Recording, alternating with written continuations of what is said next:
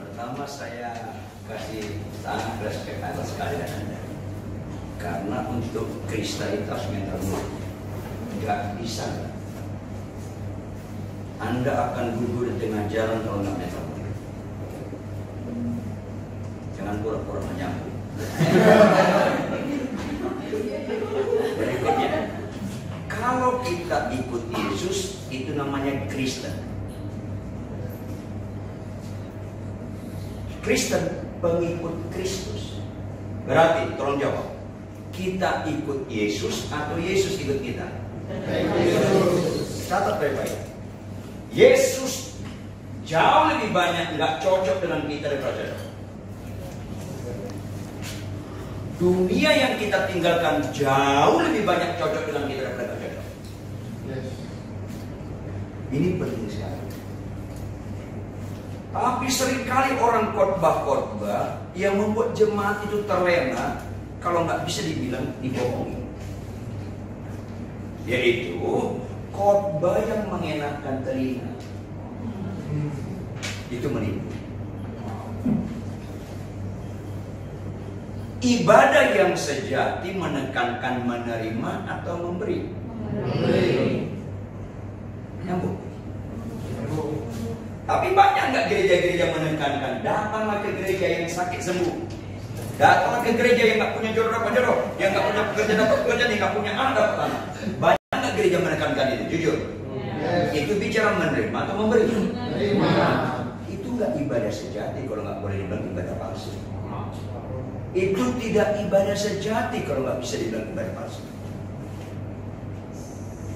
Orang tanpa sadar percaya kepada Yesus, paradigmanya belum berubah,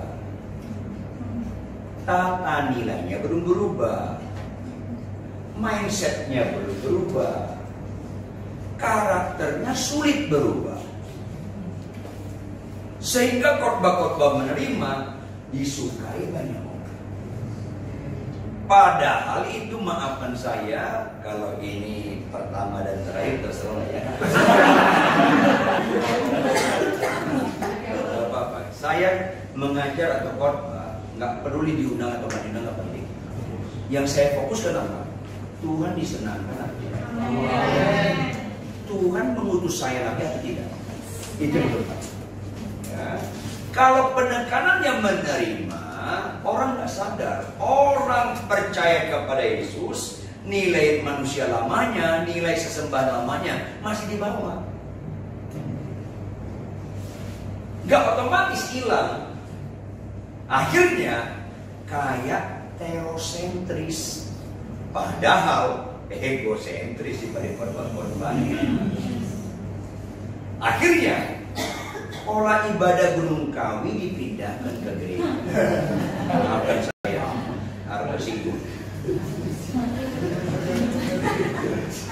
Anda ke gereja sakit sembuh atau nggak sembuh nggak penting. Anda ke gereja bohong lu sembuh penting. Malas lu sembuh penting. Pemarah lu sembuh penting.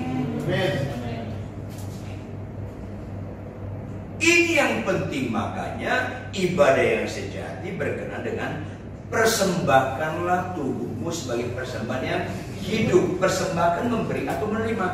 Memberi. Yang hidup, berikutnya, yang kudus, puncaknya. Bukan masalah berkenan di mata kita, berkenan di mata dia. Kalau sakit sembuh, berkenan di mata kita. Gak ada unsur ibadah di balik kesembuhan. Kalau kau bertobat, ada berkenan di mata Tuhan. Ada unsur ibadah kalau kau bertobat. Ini penting sekali. Makanya, tolong perhatikan, kritisi. Saya senang kalau Anda berpikir kritis. Ingat, dalam kekristenan harus difasilitasi berpikir kritis. Sehingga Tuhan memfasilitasinya dengan apa? Ujilah setiap kau. Harus kritis. Jangan hanya nerimo saja. Tuhan menciptakan akal dan pikiran. Tapi Tuhan ciptakan itu sebagai alat, bukan tujuan. Jadi ya, alat bukan tujuan. Ini penting sekali. Makanya perhatikan, banyak orang percaya kepada Yesus bukan seperti yang dipikirkan Yesus, melainkan seperti yang Anda pikirkan masing-masing. Yuk kritisi. 10 orang sakit kusta, Lukas 17. Tolong jawab. Berapa mereka percaya Yesus sanggup menyembuhkan mereka? Semuanya. Semuanya percaya Yesus sanggup menyembuhkan mereka. Semuanya percaya. Ulangi, semuanya percaya. Lanjut. Berapa mereka yang sembuh?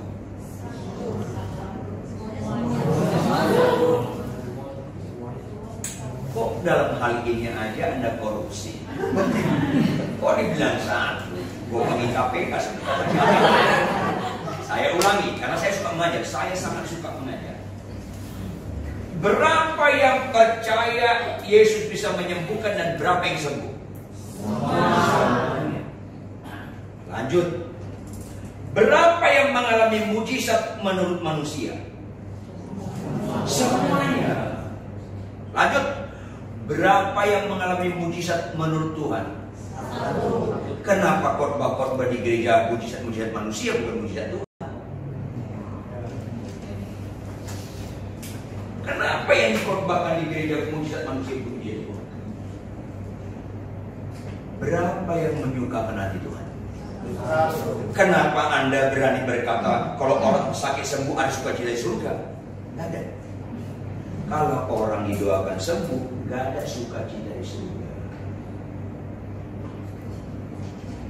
Tuh ngelawan muka lo.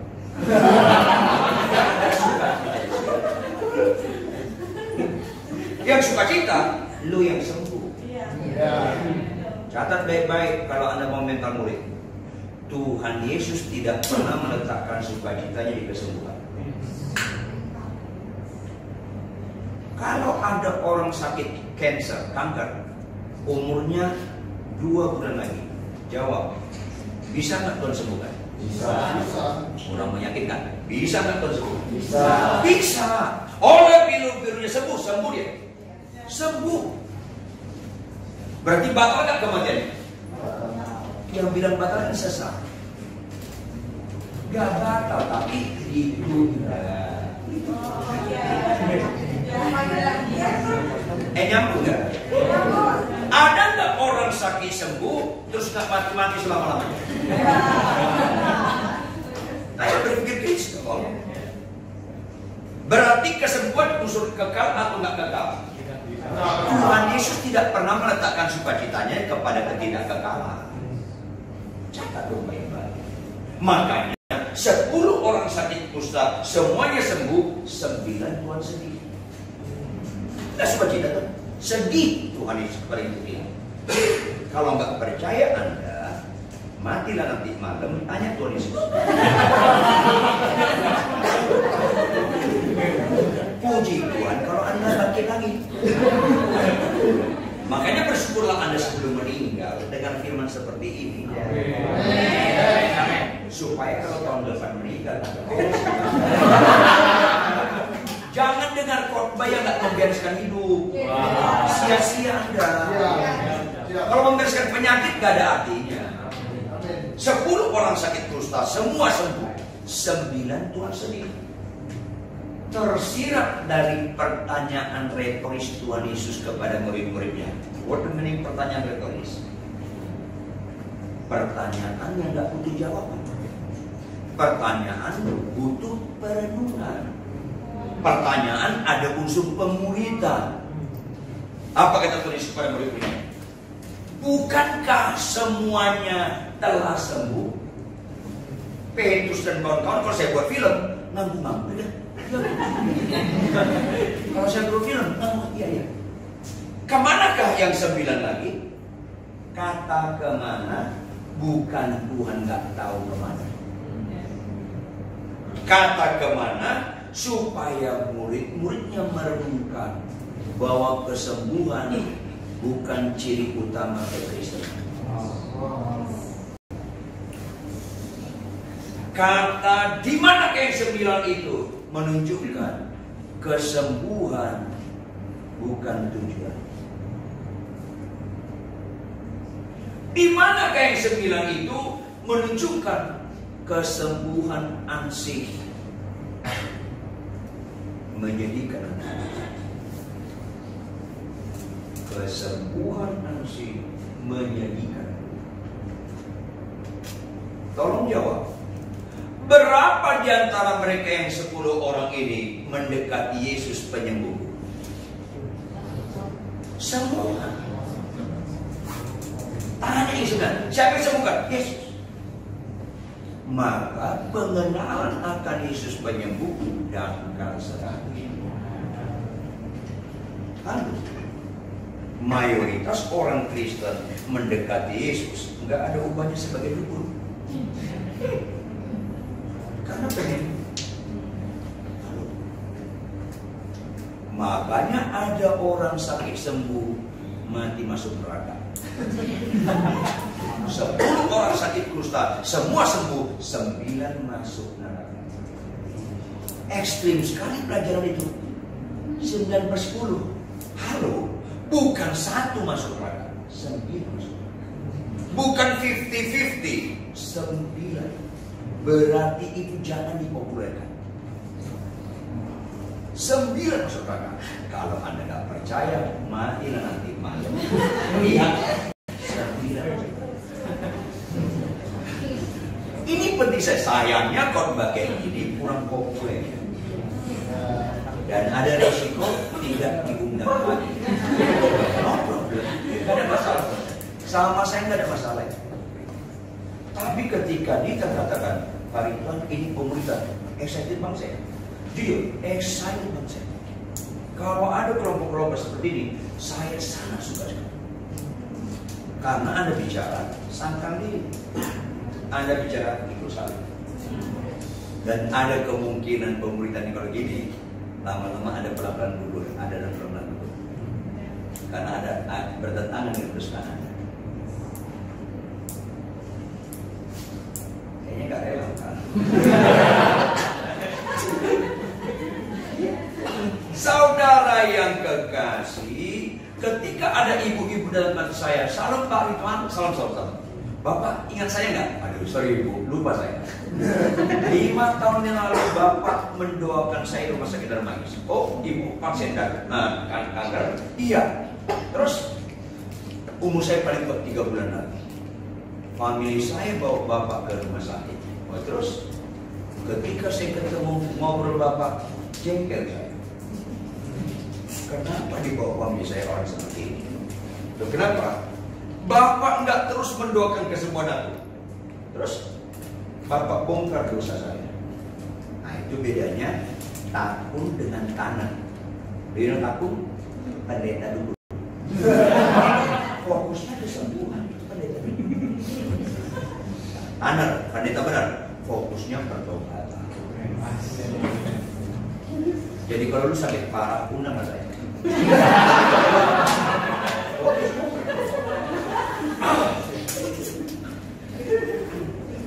Masih ingat saya Pak Pendeta itu? 5 kali masih ingat? Iya. Gimana? Bapak masuk ke kamar saya, kemudian Bapak tatap saya, nggak lama kemudian Bapak suruh keluar semua di ruangan itu. Oh ya terus? Bapak tatap saya begitu tajam, tiba-tiba Bapak ngomong, Ibu pernah berzina? Kaget sih Pak. Ibu, ada tuan sini. Ibu pernah berzina. Langsung saya nangis, dan saya mengakui Pak. Dan saya bertobat. Saya terima Yesus, saya terima. Walaupun menjengkelkan rasanya, Bapak bongkar dosa saya. Ya menunjukkan Tuhan sayang sama Anda. Kesembuhan nggak menyelamatkan. Pertobatannya. Terus terakhir saya jengkel lagi. Kenapa? Doa Bapak itu loh. Kenapa? Setelah saya bertobat lahir baru, Bapak berdoa begini. Saya hafal sampai aku ya. Tuhan ibu ini sungguh mengakui semua dosanya. Dan dia bertobat dan dia menerima Engkau sebagai Tuhan selamat. Kau sanggup menyembuhkan dia Tuhan. Dosanya saja yang paling berat sudah Kau ampuni, apalagi penyakit. Kau sanggup menyembuhkan. Kalau Kau sembuhkan dia. Tetapi kalau Kau nggak percayakan dia sembuh, berikan dia kekuatan menghadapi kematian. Itu doa yang benar. Makanya kalau ada sakit parah, undang saya. Saya kan berdoa seperti itu. Itu doa yang benar. Ketawa Anda mengandung kepedihan. Bisa Anda. Karena kebenaran itu membuat penderitaan memang. Karena habitat kita memang nggak suka kebenaran. Memang kita mental kita nggak suka kebenaran. Makanya ada orang berbuat dosa nggak ketahuan, rasa selamat.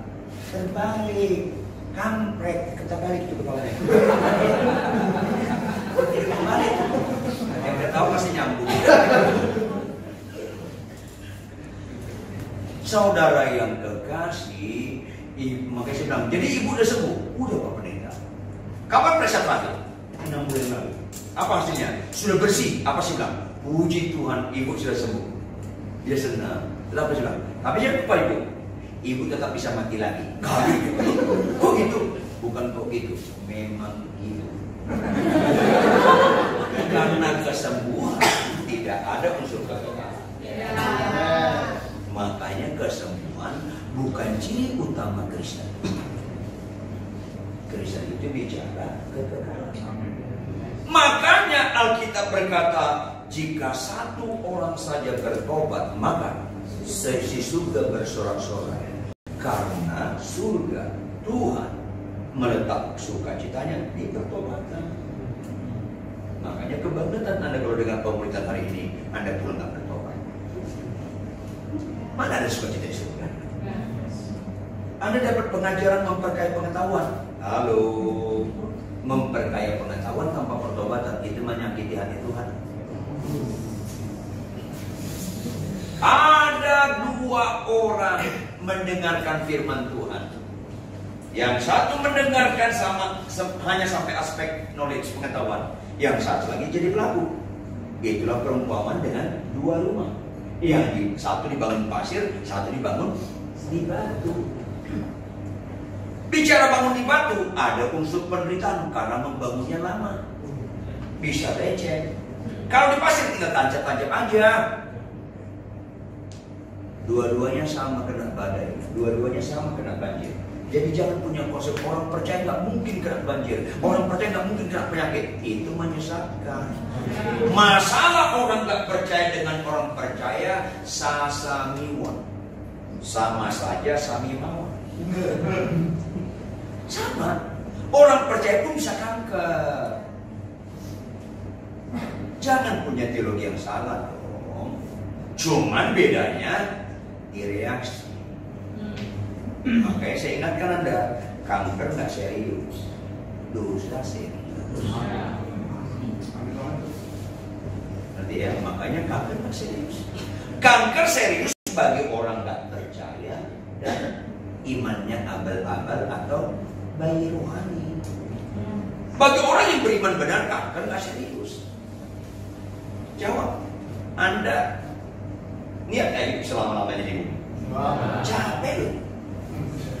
Anda niat masuk surga nggak? Makanya niat mati lah. Makanya doa kesembuhan hanya boleh sampai limit tertentu. Limit berikutnya doa kesembuhan itu pembodohan. Limit berikutnya doa kesembuhan itu penyesalan. Catat. Makanya Anda nggak niat hidup selama di bumi. Kalau Anda niat hidupnya selama-lamanya di bumi, ya doa kesembuhan terus, tinggal mati-mati. Makanya Alkitab bilang umur kita berapa tahun? Lebih daripada itu 80. Apa upahnya? Penderitaan. Penderitaan. Makanya doa kesembuhan bukan ciri utama Kristen, karena ada limit. Ketika saya pimpin seminar kesembuhan ilahi di kalangan para pendeta dan dosen teologi, bukan kalangan jemaat biasa, di kalangan para pendeta dan dosen teologi, ada 4 sesi. 2 sesi pertama istirahat coffee time. Ada pendeta muda tanya, Pak Ridwan, kalau begitu saya sudah dengan 2 sesi, saya mau tanya Pak Ridwan, kalau anak saya kelas 1 SD sakit-sakitan, boleh nggak doa kesembuhan? Langsung saya teriak, boleh. Kelas 1 SD kan? Boleh. Langsung saya teriak, boleh, doa kesembuhan. Ada pendeta tua, Pak Ridwan, anak saya umur 39, ya kenapa? Sakit-sakitan, boleh nggak doa kesembuhan? Saya jawab dengan setengah suara, boleh. Karena 39 setengah jalan. Konsisten dong lo. Gimana? Kalau setengah jalan berarti setengah suara. Ketawa Anda ada unsur penolakan. Pak Ridwan, ada pendeta datang. Umur saya 69. Ya kenapa? Sakit-sakitan. Boleh nggak doa kesembuhan? Saya jawab kenapa? Karena sebentar lagi lewat net ya orang. Nyambung? Pak Pendeta, umur saya 92. Ya kenapa pokok? Sakit-sakitan boleh nggak jalan? Siap-siap take off. Itu waras. Orang Kristen saya tahun ini 39 tahun jadi hamba Tuhan. 36 tahun dosen teologi. Saya ngomong sama para mahasiswa, salah satu orang bodoh bukan saja nggak bisa mengerjakan soal. Salah satu orang bodoh tidak konsisten. Jawab, kalau Anda naik pesawat ke Surabaya, kemana? Anda sukanya on time atau delay? Mana lebih bagus, surga atau Surabaya? Berarti kalau ke surga lebih on time lagi dong. Jangan mau delay. Susah. Ketawa Anda mengandung kepedihan. Makanya pengajaran Kristen berlawanan dengan konsep nilai manusia. Rata-rata orang suka doa kesembuhan, padahal lama-lama itu kebodohan. Halo, jahat sekali Anda. Popok, Anda terpopok lah ya. Nai punya istri Chinese Toto. Mertua saya dari Cina. Pakme. Bukan dari Wuhan, bukan. Dari Pucet. Asikin. Saya orang Batak, tapi tahun 61 saya sudah di Jakarta. Anda mungkin masih di awal-awal. Saudara, jahat sekali Anda kalau pokok Anda umur 95 tahun, ulang tahun, Anda nyanyi panjang. Kan nyiksa itu namanya. Ini ketawa itu nyambung atau kagak? Karena itu bicara perubahan paradigma, tata nilai, mindset, supaya berubah lifestyle Anda, karakter Anda. Iya. Jahat sekali umur 95 didoakan kesembuhan, sembuh nanti umurnya 105. Pikun, bisa pup di celana, nggak kenal mana cucu, mana menantu, mana anak. 105 mau mati, dokter, tapi sembuh lagi. Nanti umur 119, ini kayak tikus mempermainkan kucing, ini menyiksa loh. Ini jadi jahat. Terus 115 mau mati, doa kesembuhan lagi. Nanti Tuhan Yesus nyanyi, tolong lihat aku, jawab pertanyaanku, mau dibawa kemana hubungan kita? Kok lo maunya ditunda-tunda? Memangnya nggak niat ketemu saya? Mau dibawa. Doa kesembuhan itu lama-lama penyesatan. Makanya bersyukurlah Anda sebelum meninggal dengan firman seperti ini, supaya kalau tahun depan Anda meninggal agak bebas itu. Ciri utama Kristen perubahan kelakuan. Khotbah bagus bukan ukuran rohani. Nubuat bukan ukuran rohani. Bahasa roh bukan ukuran rohani. Mujizat mendoakan orang sakit sembuh, mendoakan orang sakit sembuh bukan ukuran rohani. Karena semua yang saya bicara ini bicara karunia. Ukuran rohani itu di buah roh, bukan di karunia roh. Makanya orang punya karunia roh tetap ada peluang masuk neraka. Pada zaman akhir banyak orang teriak. Kalau Alkitab berkata banyak berarti tidak relatif. Banyak orang teriak Tuhan, Tuhan, Tuhan. Aku banyak mengusir setan dari namamu. Dalam bahasa Yunani-nya terjadi, bukan tidak terjadi. Aku banyak berbuat demi namamu. Dalam bahasa Yunani-nya terjadi, bukan tidak terjadi. Aku banyak melakukan mujizat demi namamu. Mujizatnya terjadi, bukan tidak terjadi, banyak. Tapi Tuhan aku berkata, aku nggak kenal engkau, hanya kau pembuat kejahatan. Tuhan nggak ragu. Karena apa? Karunia roh itu alat untuk mengaktualisasi sebagai anggota tubuh Kristus, tapi harus disertai dengan buah roh. Berapa buah roh? Malam sunyi saja. Berapa buah roh? Satu, janganlah lupa. Satu, rasanya 9. Makanya not plural, but singular. Kata benda tunggal, buah roh, bukan buah roh. Buah roh. Jadi satu orang harus punya 9 rasa buah. Tidak mungkin satu orang punya semua karunia roh. Itu penipu. Minimal Anda punya 1 karunia roh. Udah hebat sekali punya 4. Jadi kalau ada pengkhotbah berkata, puji Tuhan, Tuhan memberikan semua karunia roh sama saya. Itu pembohong. Karena kita anggota tubuh Kristus. Bicara anggota tubuh, ada tangan, ada telinga, ada mata.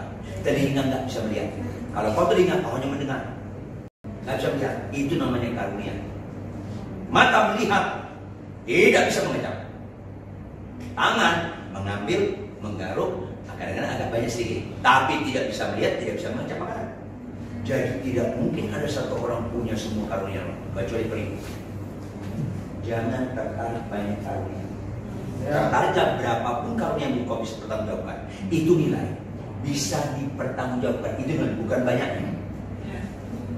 Mendingan lu 1 karunianya, tapi tajam.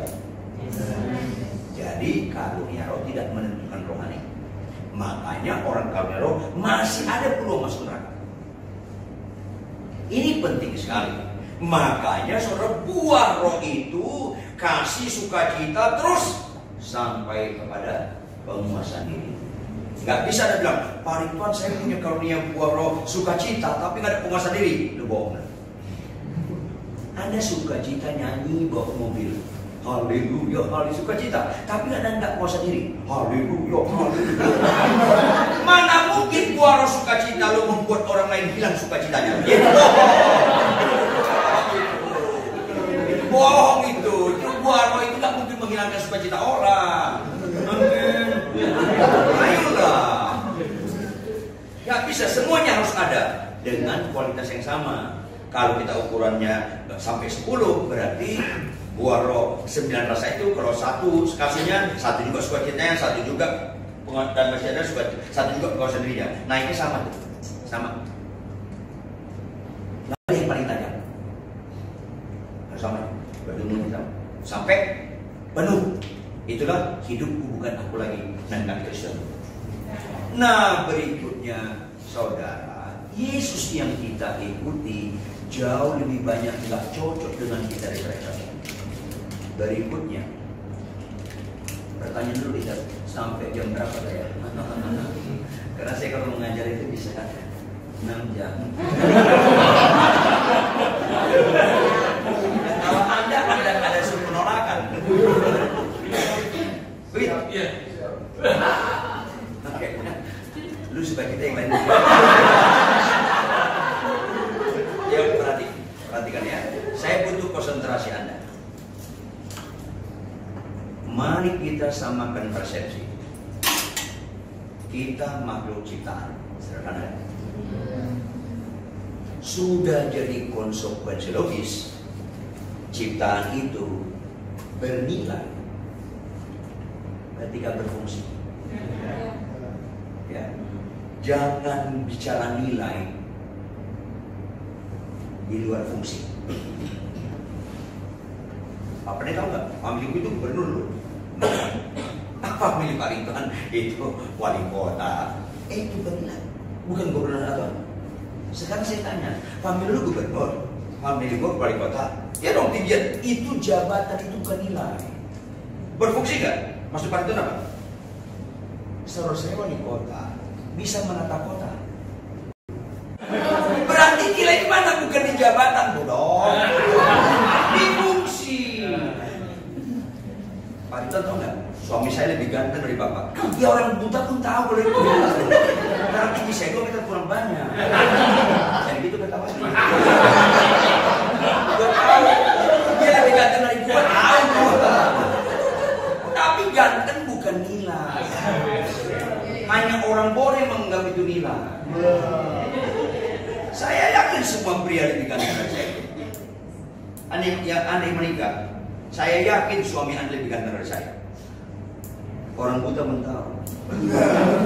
Tapi saya nggak yakin suami Anda lebih cerdas dari saya mengasihi istrinya. Itu fungsi. Amin. Ya, saya pesan amin Anda ada unsur penderitaan. Sampainya amin.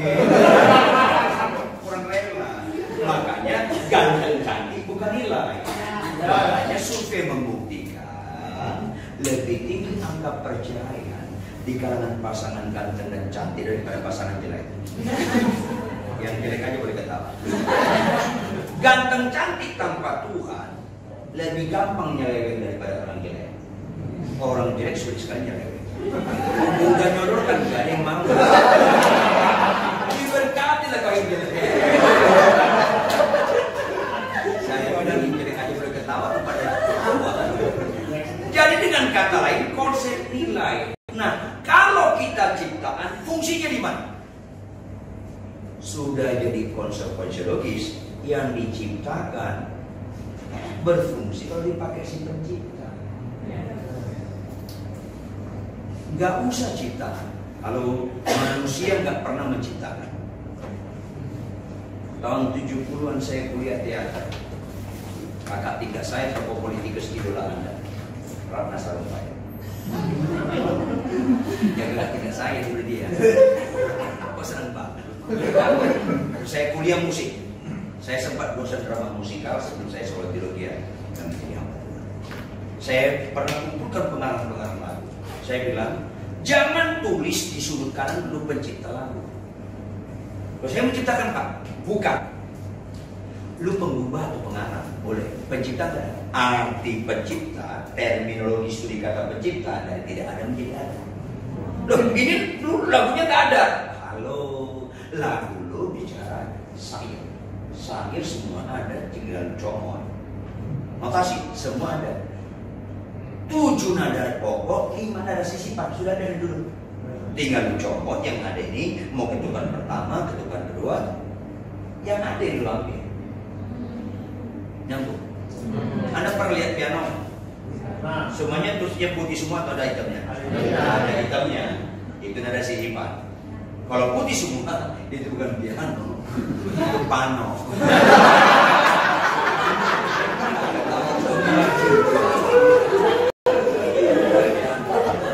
Tinggal comot, birama pun ada. 2/4, 3/4, 6/4. Ada, semuanya ada. Tinggal lu menggunakan. Jadi jadi bukan pencipta. Sekarang bobotnya bukan ciptaan, buatan. Jam tangan ini bukan ciptaan alam, buatan manusia. Dia berfungsi kalau dipakai manusia. Tolong rekam ya. Ini agak perlu konsentrasi khusus, walaupun kelihatan sederhana. Handphone Anda buatan manusia. Dia berfungsi kalau dipakai manusia. Kalau putus hubungan dengan manusia, nggak bernilai. nggak bernilai. Handphone di tangan gajah turun berduka cita. Handphone di ikan arwana turun berduka cita. Handphone bernilai ketika dipakai manusia. Anda dan saya bernilai kalau dipakai Tuhan. Catat baik-baik. Kalau dipakai Tuhan, biarpun lu dokter, biarpun lu jenderal, walaupun konglomerat, kalau nggak dipakai Tuhan, mana? Makanya sama orang kaya saya keraskan bapaknya. Konglomerat manapun terserah. Karena saya nggak tertarik uangnya, saya tertarik jiwanya. Karena Yesus nggak mati untuk uangnya, Yesus mati untuk jiwanya. Makanya sama orang kaya saya keras sekali. Sama orang miskin lebih keras lagi kok. Supaya dia jangan sempurna penderitaannya. Udah miskin lu sombong lagi. Terus mati masuk neraka. Kok penderitaan berseri lu? Lindungi susah masuk neraka nanti. Jadi kaya miskin harus mengajarkan pertobatan. Gak usah berkata-kata, usahamu akan maju, engkau akan berkata, jangan itu penekanan. Itu memuaskan egonya. Amin. Makanya saudara kasih, perhatikan baik-baik. Tuhan bilang sama Adam dan Hawa, Adam dan Hawa, semua buah pohon di taman ini boleh kau makan buahnya. Tapi yang satu itu jangan kau makan buahnya. Kalau kau makan kau akan mati. Kritisi. Fokusnya buahnya atau perintahnya? Perintahnya bukan buahnya. Bukan buahnya saudara. Makanya ada kelompok ilmuwan di Eropa, di Amerika, kurang kerjaan sedang meneliti buah apa itu. Itu kurang kerjaan. Lucu sedih. Gelarnya semuanya S3 semua nih. Karena gagal fokus, makanya bedakan IQ, EQ, SQ. Orang Kristen harus terutama SQ pas ngikutin EQ. IQ mah paling rendah itu memberikan nilai. Tapi zaman dulu anakku pintar, IQ tinggi. Halo. Baru-baru ditemukan IQ tinggi orang Batak di Inggris, tapi kasusnya ngeri.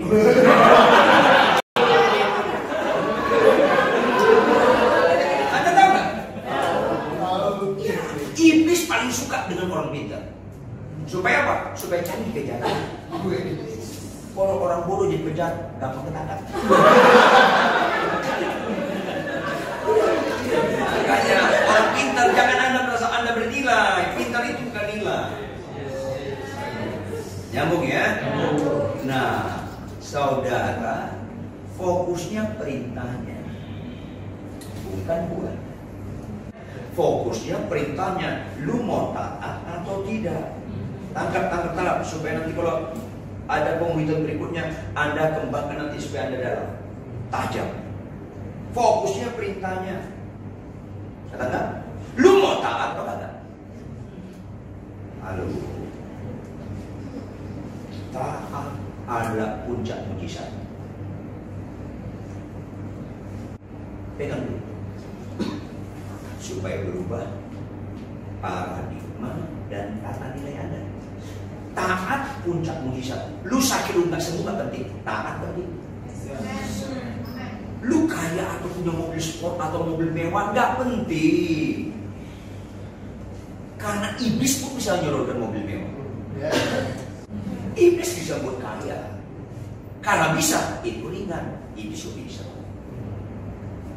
Iblis pun bisa menyembuhkan. Karena bisa itu jangan fokus. Jawab, iblis bisa tak membuat kita taat dalam kebenaran? Tidak bisa. Hanya Tuhan yang bisa. Itu nilai. Kalau yang bisa dibuat oleh iblis, itu nggak nilai. Makanya jangan gunakan identitas Allah. Tidak ada yang mustahil bagi Allah untuk penyakit. Tapi tidak ada yang mustahil bagi Allah. Yang lain nggak bisa. Kalau untuk penyakit, iblis pun bisa menyembuhkan. Buat kaya, gak usah, tidak bisa. Dan tidak bisa bagi Allah. Aku akan punya anak tahun ini. Enggak, jangan pakai itu. Terlalu rendah. nilai Tuhan kalau untuk halal seperti itu. Artinya apa? Pasanganmu menjengkelkan. Bilang sebentar, aku tetap mengasihi dia, tidak mesti bagaimana. Nah, itu keren. Itu keren. Karena nggak mungkin itu produk setan. Bagi Anda terlatih apa? Kalau Anda pelitnya kau juga dijahit, sulit memberikan perpuluhan. Hilang. Dalam tidak bisa begitu. Aku pasti taat. Nah itu baru keren. Pakai identitas Tuhan, tidak bisa bagi dia untuk menyenangkan dia, bukan menyenangkan kita. Jangan salah gunakan istilah Tuhan. Maka catat baik-baik.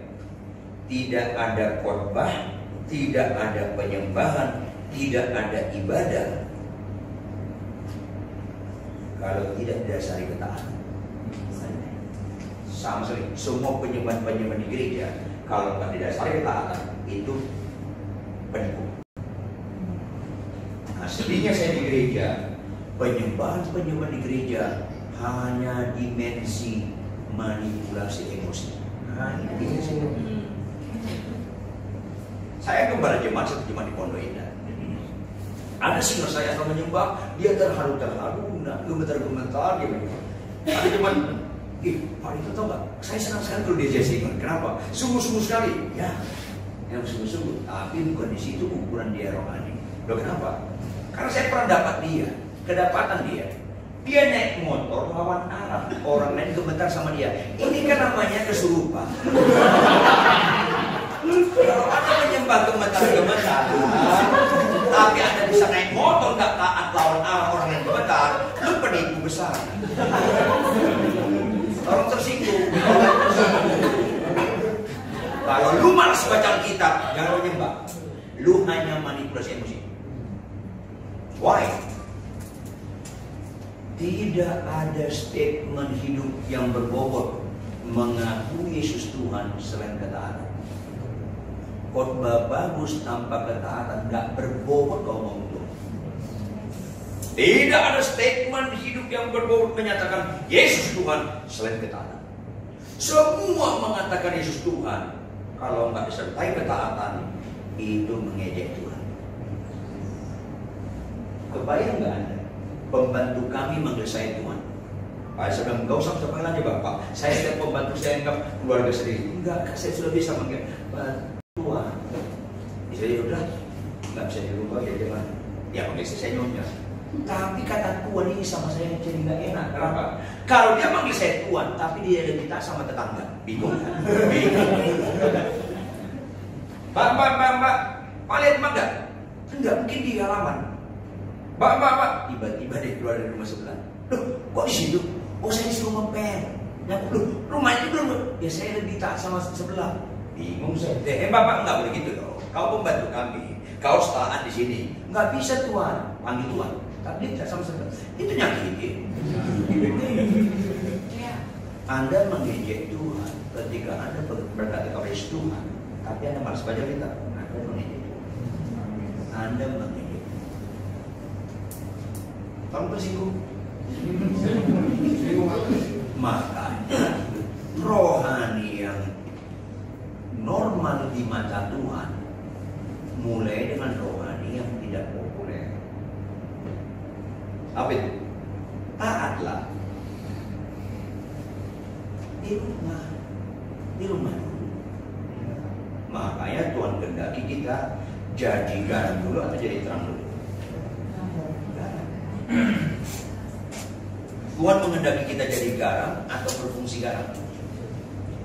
Berfungsi garam kita setelah percaya sudah jadi garam. Makanya Matius 5 itu bicara fungsi.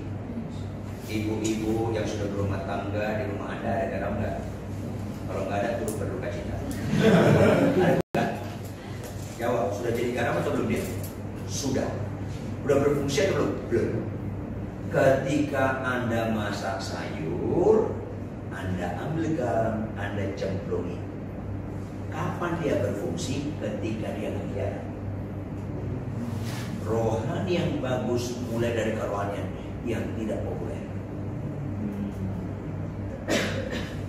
Kalau kau nggak rohani di rumah, Sampai kapan rumah rohani? Sampai kapan? Kalau kau nggak rohani di rumah, jangan coba-coba rohani di gereja. Itu munafik. Kau munafik, enggak nabi pikiran kacang. Jadi gereja bukan kayak nabi. Makanya banyak bapak-bapak kasar sama istrinya, tapi lembut sekali sama istri orang. Ini lo betul berpesona. Mau dia buka cabang lo, usah lah.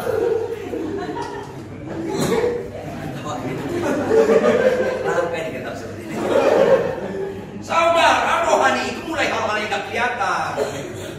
Anda kalau jalan di Tamrin, jalan di Sudirman, jawab, lihat gedung-gedung tinggi ya? Ya. Tahu tak alasan itu gedung tinggi ada? Kekuatan gedung itu di mana? Kelihatan tak fondasinya? Kuat dalam kerohanian yang gak kelihatan, baru boleh kelihatan.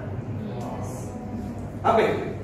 Capek gak capek, ngantuk gak ngantuk, sehat kurang sehat, konflik tidak konflik dalam rumah tangga, bangun pagi baca kira. Itu gak kelihatan di mana? Itu keren. Orang bisa bohongi, Tuhan gak bisa bohongi. Makanya bersyukurlah Anda sebelum meninggal dengan firman seperti itu. Supaya dibongkar kemunafikan kita. Kenapa ada pendeta terkenal, bagus khotbahnya, jemaatnya ribuan, akhirnya punya istri simpanan? Karena memang dalamnya nggak berubah, dalamnya memang nggak berubah.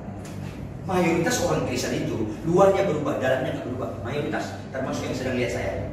Mayoritas.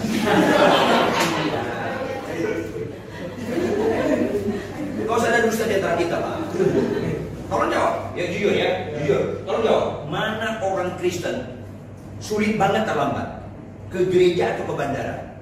Udah pasti tahu jawabannya kan? Udah pasti lah. Memang konsep nilai itu masih rusak. Uang, kan gitu kan?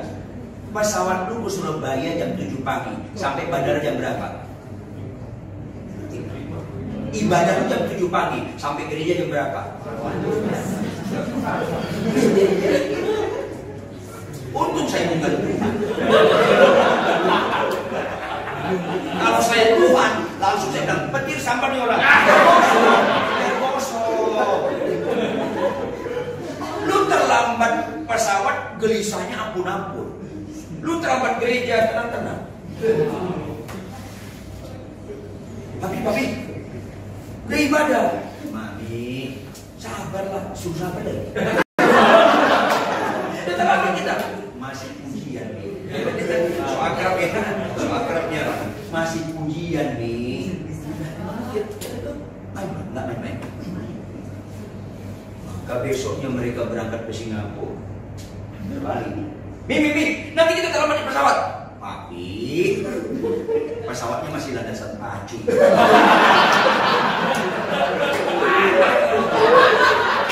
Biar mati semua. Kristen itu luarnya doang berubah, dalamnya kagak berubah. Makanya saya bilang sama jabat saya, ada suatu sekali terlambat. Kenapa lu terlambat ke gereja? Pak Pendeta kagak ngerti aja. Nggak pernah sih ngerti saya.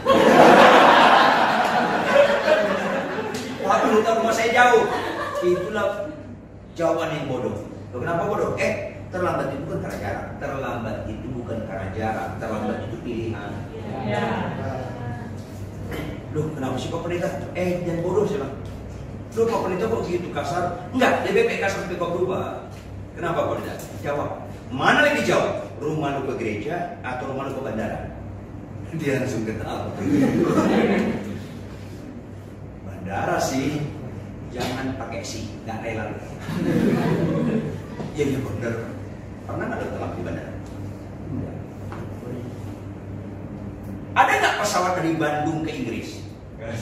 Tetap ke Jakarta? Orang Bandung pun nggak terlambat. Orang Bandung pun nggak terlambat. Gak usah ketawa, lu bertobat. Kita yang menderita. Biar kita lihat, makanya saya bilang kayak berubah orang Kristen berangkat. Makanya itu udah banyak yang terpanggil. Jawab dong, itu gertakan atau pasti digenapi? Cuman itu pasti digenapi. Jangan lu kaget kalau ditolak. Kalau lu kaget, gue jadi kaget. Karena jauh-jauh hari sudah dikasih tahu Tuhan. Kenapa lu kaget? Makanya bersyukurlah Anda sebelum meninggal dengan khotbah. Supaya ditolak lu. Ujung-ujungnya duit. Pak Pendeta kalau terlambat di bandara, angus tiketnya. Duit ya? Iya. Nah, kenapa lu ke gereja terlambat? Kalau terlambat di gereja udah lewat kolektornya. Jempol.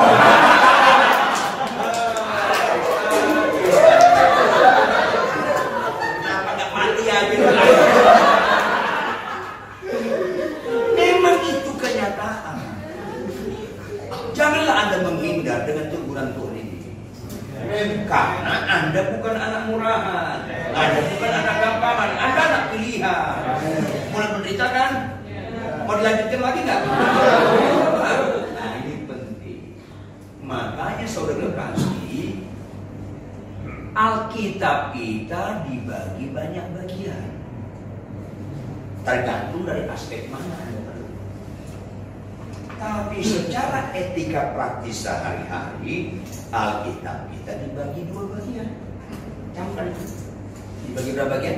2. Apa itu? Jangan terlalu keras.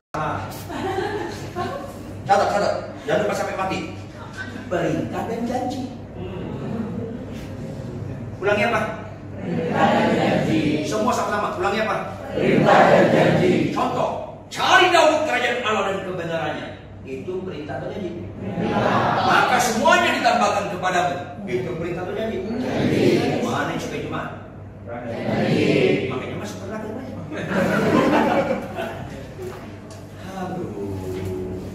Pembodohan di gereja terjadi. Jemaat diajarkan suka janji Tuhan. Halo, itu awal boleh, berikutnya lu menyesatkan.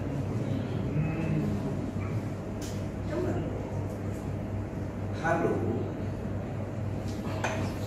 kita mulai studi bahasa Indonesia. Cari dahulu kerajaan Allah dan kebenarannya. Itu perintah atau janji? Maka semuanya ditambahkan kepadamu. Itu perintah atau janji? Mana kalimat akibat?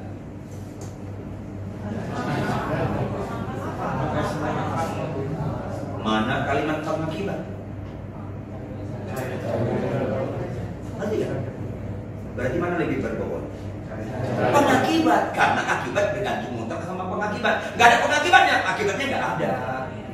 Kenapa lu cerdas? Lebih berbobot pengakibat daripada akibat. Berikutnya, supaya lebih dalam lagi, saya punya supir. Saya khotbah di Mabes TNI. Parkir, saya turun, dia turun. Masih dia masih? Iya Pak. Kamu mau duduk ngobrol dengan Pak Siap? Iya Pak. Berarti saya lihat kurang 1,5 jam di ruangan. Iya. Lihat, Anda apa di kursi belakang? Kamu cek. Ambil. Kebaskan debu di luar mobil ini. Paling kuat hanya 10 menit. Setelah itu kamu makan apa? Kebaskan. Itu perintah atau janji? Perintah. Kritisi. Itu kesukaan saya atau kesukaan supir saya? Lanjut. Kalau kau lakukan ini konsisten tahun ini, tahun depan gaji naik 2 kali Pak. Itu kesukaan saya atau kesukaan supir? Yuk bersyukur Anda dengar firman seperti ini. Perintah Tuhan kesukaan Tuhan, janji Tuhan kesukaan manusia. Kalau lu mau beribadah, dengar perintah Tuhan, jangan janji Tuhan. Berarti lu beribadah kesukaan lu. Inilah pekerjaan setan yang mengerikan. Pakai ayat tapi menipu. Ditambah lagi saya sedih kadang-kadang mau nangis, mau marah dengar khotbah yang nggak kenal Tuhan. Apa dia khotbah? Saya klaim jadi Tuhan, saya klaim jadi Tuhan. Ikan penyakit kalian. Kekejian dulu. Kapan lu bayar premi? Jangan. Saya klaim jadi Tuhan. Lu nggak tahu diri menjadi Tuhan. Lu nggak tahu diri. Tuhan yang bayar premi itu kan. Tapi nyanyi terharu, nyanyi apa? Menyenangkanmu senang. Tapi semua jadi Tuhan. Kalau menyenangkan Tuhan itu jangan fokus menjanji, perintah. Makanya bedakan pengkhotbah dengan motivator. Kalau pengkhotbah, khotbahnya perintah Tuhan. Janji Tuhan hanya sisipan. Dengar baik-baik tuh, hanya sisipan. Kalau orang khotbah, pokok khotbahnya janji Tuhan, itu motivator, bukan pengkhotbah. Bukan pengkhotbah. Pakai ayat nggak? Pakai ayat, karena iblis pun pakai Alkitab misalnya. Ini penting sekali. Sayang khotbah kayak gini kurang populer. Perintah Tuhan kesukaan Tuhan, janji Tuhan kesukaan manusia. Mana lebih berbobot, kesukaan Tuhan atau kesukaan manusia? Kalau lu mau berbobot, sukailah kesukaan Tuhan. Keren. Orang taat tidak mengejar berkat. Orang taat mengejar perkenanan di mata Tuhan, yaitu kata perintah Tuhan. Orang taat tidak mengejar berkat. Orang taat dikejar berkat. Makanya berkat-berkat harus dikorbankan. Halo, kalau supir saya fokusnya janji saya, karena fokus janji lupa perintah, akhirnya supir saya mengarang lagu-lagu tentang janji saya. Bapak Ridwan sangat baik, tahun depan gajiku naik 2 kali lipat, janjinya pasti terjadi. Berapa kali saya ngomong sama pengarang-pengarang lagu, kalau nggak bisa stop, kurangi sedikit sekali lagu tentang janji Tuhan. Janji Tuhan gak usah dinyanyikan. Nah itu sekarang banyak lagu-lagu tentang janji Tuhan, karena kesukaan manusia yang lagi dinyanyikan. Khotbah kayak gini kurang populer. Makanya bersyukurlah Anda diberikan kesempatan dengan khotbah seperti ini. Walaupun harus menampar Anda dengan firman Tuhan, menampar konsep Anda. Kesukaan kita nggak terutama lah. Kesukaan Tuhan terutama. Sebaik-baiknya saya kepada Tuhan, nggak pernah saya lebih baik dari Tuhan. Nggak pernah. Nggak pernah saya lebih baik dari Tuhan. Halo, Tuhan pernah ingkar janji kan? Tuhan pernah nggak salah berjanji? Tuhan pernah nggak lupa janjinya? Nggak usah kau ingatkan dia dengan janjinya, dia nggak lupa ingatan. Janjimu seperti fajar pagi hari, Tuhan apa? Nggak usah kau ingatkan saya nggak lupa, lu yang lupa ingatan. Lu lupa perintah gue, tadi pagi lu nggak baca kitab, terus bukan janji. Banyak orang di gereja itu sedang melempar kotoran kepada Yesus karena mengutamakan janji dia memang ketaatan. Jadi Tuhan itu secara etika praktis bagulo, lu tuannya. Makanya ketika lu mati Tuhan bilang apa? Aku nggak kenal kau, nyapa. Kenapa? Tuhan nggak punya Tuhan. Kenapa lu belaga Tuhan? Karena fokus lu jadi Tuhan. Orang yang berfokus pada janji Tuhan itu tuannya Tuhan. Pasti Tuhan bilang nanti ketika mati, aku nggak kenal kamu. Karena Tuhan nggak punya Tuhan. Kalau lu pada berlaku sebagai Tuhan, maka lu mati nggak dikenal Tuhan. Tuhan suruh lu baca kitab tiap hari, lu nggak lakukan. Mana yang benar? Lu tak sama Tuhan atau Tuhan tak sama lu? Mana yang benar? Hamba yang tak sama Tuhan atau Tuhan tak sama lu? Tapi kenapa orang Kristen nggak taat baca firman tiap hari? Sedih sekali dia tahu. Disuruh kau baca kitab tiap hari, lu nggak taat. Disuruh lu memberikan perbulan, lu nggak taat.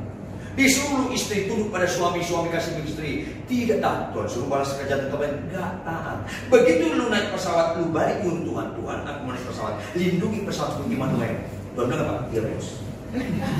Karena mayoritas orang gereja tanpa sadar sedang memperlakukan Tuhan sebagai lalunya.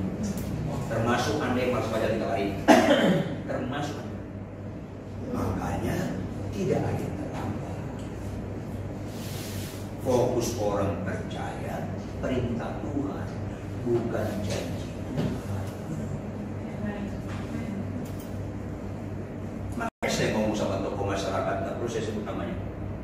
Jangan cerai. Pak Ridwan, istri saya berzina. Loh, istri saya berzina, tetap jangan cerai. Loh, ada kita berkata kecuali berzina. Saya lihat orangnya kenapa? Lu suka berzina? Kagak. Kenapa lu punya gelar STH? Sok tahu. Lu gak sekolah teologi STH. Maksudnya apa Pak Ridwan? Kalau baca Alkitab jangan dilari dari konteks. Itu konteksnya kepada agama Yahudi. Konteks agama Yahudi, istri berzina dirajam. Berarti mati nggak istrinya? Berarti bisa menikah. Saya lihat dia, istri lu udah dirajam belum?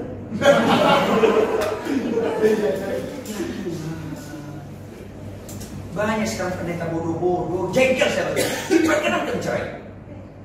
Lu gak kenal Tuhan karena fokus lu bukan perintah Tuhan. Apa yang ditemukan oleh Allah gak boleh cacat manusia. Itu perintah Tuhan. Saya lebih fokus perintah daripada semuanya, termasuk masalah. Saya tanya dia, kalau istri lu gak berzina, cerai gak? Ya enggak dong Pak Ridwan. Kalau berzina, ya cerai dong. Ini bahasa pecundang. Gimana pecundangnya?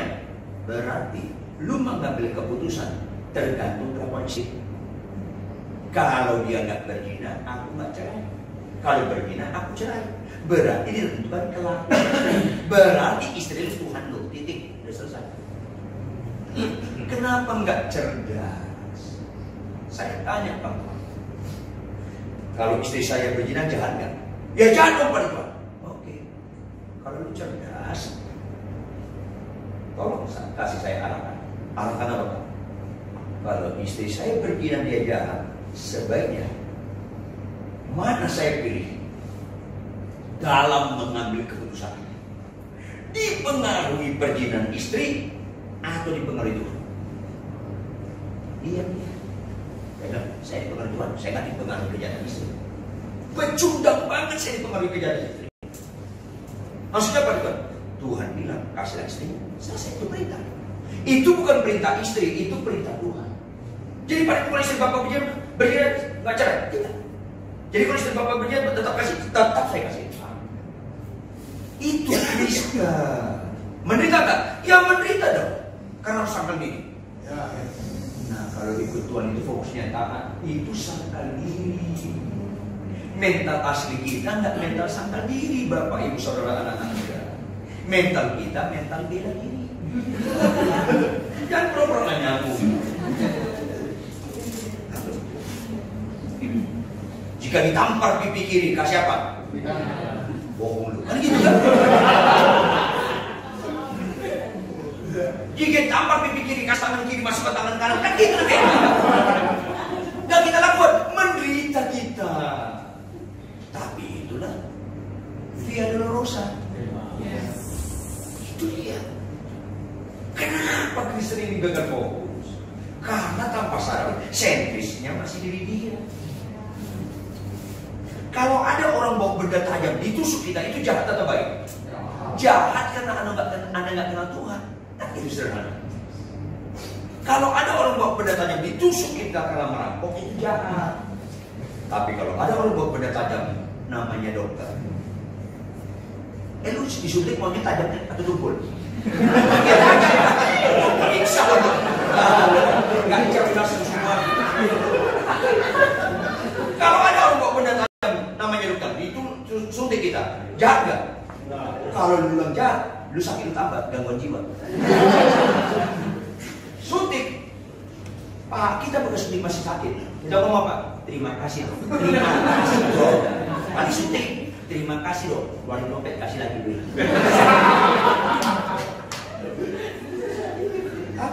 Yang menikah angkat tangan. Yang sudah menikah angkat tangan. Tinggi-tinggi. Jangan sekat ya. Lu nggak boleh lagi ditaksir ya. Nggak boleh ditaksir lagi. Lihat, yang angkat tangan nggak boleh ditaksir. Oke. Saudara, makin nggak cocok kau dengan istri, makin nggak cocok kau dengan suamimu, itu paling cocok. Ketawa lu kayaknya mengenai penderitaan. Anggap aja gitu.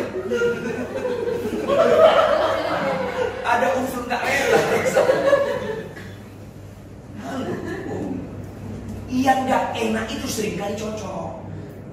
Itu hanya bisa melalui sangkal diri, termasuk perubahan cara sudut pandang. Makanya fokus orang Kristen perintah itu kesukaan Tuhan, tapi itu jauh dari kesukaan kita. Jauh dari kesukaan. Gak usahlah bicara kasihlah musuhmu.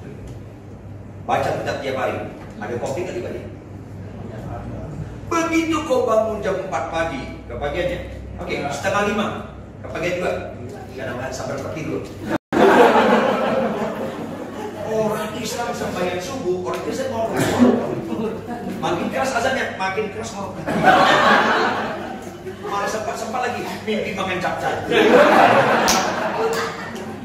Bangun kesiangan, nggak baca kitab, ke gereja nyanyi terharu-terharu. Kaulah segalanya. Langsung malaikat di gereja itu kasih beksal. Bohong-bohong. Ayolah khotbah jujur walaupun nggak sukai. Rata-rata pembohong itu. Nyanyi terharu-terharu, kelakuannya tetap mengharukan. Begitu kau bangun jam setengah 5 pagi, pasti kalian dengar 2 suara. Kecuali bolong. Suara pertama suara Tuhan. Anakku, kau dapat dirimu, bangun kau hidup. Itu kan kasih karunia. Naikkan syukur, pujian, sembahlah benar tidak baik. Itu suara Tuhan. Belum selesai suara Tuhan, langsung suara kita menyerobot. Apa suara kita bilang? Masih gelap.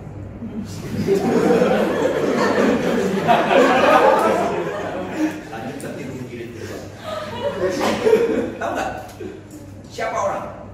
Dia dari keputusannya. Itu loh. Keputusan seseorang menentukan siapa dia. Kalau lu malas baca kitab Tuhan sedih saja. Tapi lebih sedih lagi kalau dia dengar khotbah ini, besok masih malas juga. Itu dalil. Memang lu taunya menghina diri lu. Memang lu hina sekali, gak cocok lu menilai firman. Itu kan menghina diri. Gak tahu lu menilaikan diri ada bawaan dan mulia. Anda itu paling cocok dengan firman. Anda itu cocok sekali dikuasai firman. Anda gak cocok dikuasai pikiran Anda. Karena Anda gak pernah cerdas jadi gembala begini Anda. Ya sekali. Maka harus berani kita berkata pada diri kita sebagaimana Petrus dalam Kisah Rasul pasal 4. Silakan kau pilih. Tunjuk diri kita. Silakan ketika kita bangun pagi jam setengah 5, ada suara itu kita bilang, silakan kau pilih. Kau taat sama manusia yaitu dirimu, atau kau taat sama Tuhan. Tidak boleh terus-terusan kau begini. Makanya saya bilang sama para pendeta-pendeta, jangan khotbahkan yang belum kau lakukan. Nanti lu hanya aspek dimensi knowledge pengetahuan. Khotbah yang kau lakukan, karena khotbah yang berbobot membalikkan hidup. Jadi kalau kau lakukan, jangan khotbahkan. Khotbah yang kau lakukan itu sekali. Nah, saudara yang kekasih, fokus kita perintah Tuhan, bukan janji Tuhan. Kalau kau nyanyikan janji Tuhan, itu menyakiti dari Tuhan, seolah-olah Tuhan gak pernah lupa janjinya. Nyanyikan lagu-lagu tentang ketaatan dong. Karena itu perjuangan kita. Ku berjuang sampai akhirnya, kau dapati aku tetap setia. Biarpun hari ini saya dibunuh, terserah. Positif. Makanya mayoritas murid Yesus mati dibunuh. Tapi kalau begitu, mana kok boleh? Hanya 2 yang tidak mati dibunuh. Siapa dia? Yohanes dibuang ke Pulau Patmos atau kemana namanya. Yang kedua siapa? Yudas Iskariot. Dia nggak dibunuh. Tapi yang harus tadi dia main ayunan.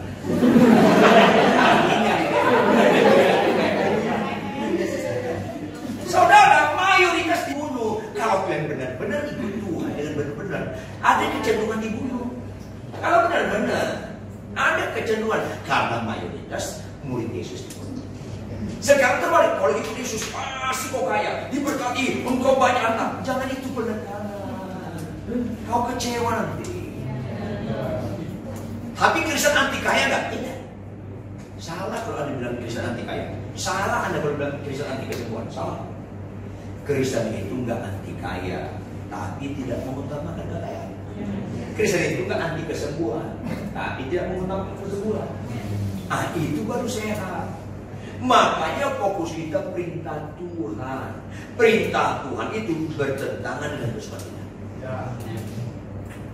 Makanya kita harus berani. Aku makin berkurang. Apa itu? Kesukaanku harus makin hilang. Aku makin berkurang. Yesus makin bertambah. Apa Yesus makin bertambah? Perintah Tuhan atau kesukaan Tuhan. Itu harus makin bersuka. Itu artinya Yesus bertambah. Kalau kau gak suka perintah Tuhan, mana pernah kau berkata hidupku bukan aku lagi tapi Islamku. Tapi apa? Hidupku tetap aku lagi, bukan Yesus. Makanya khotbah-khotbah di gereja sekarang lebih banyak bagaimana kau tetap hidup, kau tetap awal lagi. Itu apa? Sakit sembuh, yang gak punya anak anak selalu bicara menerima. Padahal iman itu bukan menerima, iman itu berkorban. Saya beriman sakitku sembuh, itu bukan iman. Makanya 10 orang sakit kusta percaya disembuhkan, semuanya sembuh, cuma satu yang beriman. Karena apa? Dia bicara memberi, mempersembahkan hidupnya. Menerima bukan iman. Harus ada unsur berkorban. Siapa disebut bapak beriman? Abraham, kau akan punya keturunan sebanyak bintang di langit. Itu perintah itu jadi. Itu fokusnya Abraham berkorban atau menerima. Bukan di situ Abraham dulu disebut bapak beriman, bukan di situ, bukan dijanji, bukan diberiman, tapi di mana? Di perintah. Ulang di mana? Di perintah. Ulang di mana? Perintah. Apa artinya? Abraham, ambil anakmu yang tunggal. Spesifik. Yakni Ishak. Kenapa? Spesifik. Karena Abraham sempat buka cabang. Iya. Ada anak tunggal kan ada istri cabang? Puisi. Ada, makanya harus spesifik. Yakni Ishak. Lu jangan Ismail. Yakni Ishak. Spesifik. Dipertajam. Yang kau kasih. Apa kata Tuhan berikutnya? Beli dia Fortuner atau Pajero. Itu kan? Iman itu bukan menerima sesaat. Apa kata Tuhan? Sembeli dia bagi. Itu perintah aja nih. Itu bicara menerima atau berkorban. Abraham robot atau manusia biasa? Ada konflik gak di batin dia ketika perintah itu datang? Berarti ada pendidikan gak? Taat gak dia? Kenapa? Sangat hidupku bukan aku lagi. Di situ dia sebut bapak beriman. Bukan dijanji, diperintah, diketaatan. Makanya ketaatan yang paling sulit Yesus. Dia taat sampai mati. Lanjut Filipi 2. Bahkan mati sampai di kayu salib. Apa itu yang ngeri? Itu dia ngeri sampai dia berdoa di Getsemani. Kalau boleh cawan ini lalulah. Karena ketaatannya mengerikan sekali. Ketaatan kita supaya makin dekat dengan Tuhan. Ketaatan Yesus supaya putus hubungan dengan Bapa. Ngeri sekali. Karena ketaatan dia menanggung dosa kita. Kita timpakan dosa kita untuk kita atas diri dia. Dari ujung kepala sampai ujung kaki tidak ada bagian tanpa dosa. Konsekuensinya Eloi, Eloi, lama sabachthani. Allahku, kenapa kau? Itu mengerikan, ketaatan yang paling mengerikan. Makanya ketaatan kita seperti Yesus, walaupun tidak seberat Yesus. Pokoknya ketaatan. Yang kedua, Abraham. Anak saya 2. Yang pertama si Asen Huta Barat. Yang kedua si Amoy Huta Barat. Yang protes ini anak gua. Join. Kalau Tuhan malam ini bilang Ridwan Huta Barat. Ya siapa Abraham? Aku Allah Abraham, Allah Ishak dan Allah Yakub. Oh iya Tuhan, kenapa Tuhan? Anak lu kan dua, satu di Bandung, satu di Gading Serpong. Iya kenapa Tuhan? Akhir salah satu bawa ke parkiran Pondok Indah Mall malam ini sembeli, nggak mau. Sembeli apa? Tidak mau. Makanya suara itu nggak pernah datang ke saya. Jangan sok rohani lah. Nggak pernah datang ke saya. Makanya Ridho Huta Barat tidak pernah jadi bapak beriman. Saya cucunya beriman. Hanya satu, Abraham doang nih bapak. Musa nggak boleh, Daud nggak boleh. Kenapa? Tingkat katanya tersinggi. Tapi kalau turunkan ribuan Huta Barat itu, lu banyak korban di mana-mana, persembahan begitu banyak. Ya kenapa Tuhan? Sebagai besar potong, kasih ke hamba betul berlaku. Ya, saya lakukan. Makanya saya melayani tak memperkaya diri. Kalau Anda ikuti dari tahun 81 saya jadi hamba Tuhan sampai sekarang, mana populer saya jam tangan mahal bagi orang tidak tahu. Yang penting bersih, rapi. Ya, karena berkat-berkat itu lebih cocok dipakai kepada hamba Tuhan daripada lama. Waktu dia jadi berita, oh selesai. Kumpulkanlah harta yang tidak bisa makan-makan. Itu saya ngomong sama orang yang saya bilang. Termasuk Gilbert dengan saya bilang, kau bisa lebih kaya dari saya. Iya bang, kenapa bang? Nanti kita mati, kita masuk surga, siapa kita di antara kita lebih kaya? Saya juga nggak tahu. Nggak mau GR tapi nggak tahu. Supaya kita lebih kaya nggak tahu saya kan. Pokoknya bagian yang saya kerjakan berkorban, udah selesai. Setiap persembahan saya dapat, mana pernah saya buka? Halo, setiap persembahan saya dapat, nggak pernah saya buka. Selalu saya serahkan sama si homilim. Naik punya istri manusia langka yang sudah lestarikan. Siapa? Istri saya itu Jess Toto. Nggak ada nama bahasa Indonesia. Homilim. Setiap persembahan saya serahkan sama dia. Nah, di kamar kami ada 7 kotak. Semua persembahan kami bagi 7 kotak. Semua. Kotak pertama perpuluhan. Kotak kedua kebutuhan kami sebulan. Kami gak pernah bicara kebutuhan 10 tahun. Supaya kalau bulan depan kami dipanggil tolong kontak Tuhan. Selesai. Kami gak mau delay. Agak tahu lu unsur penolak. Mana yang bagus? Surga atau Surabaya? Ya udah on time aja lah kalau nanti surga. Kenapa sudah tunda? Kotak ketiga paling lebih untuk hamba-hamba Tuhan di berdalam.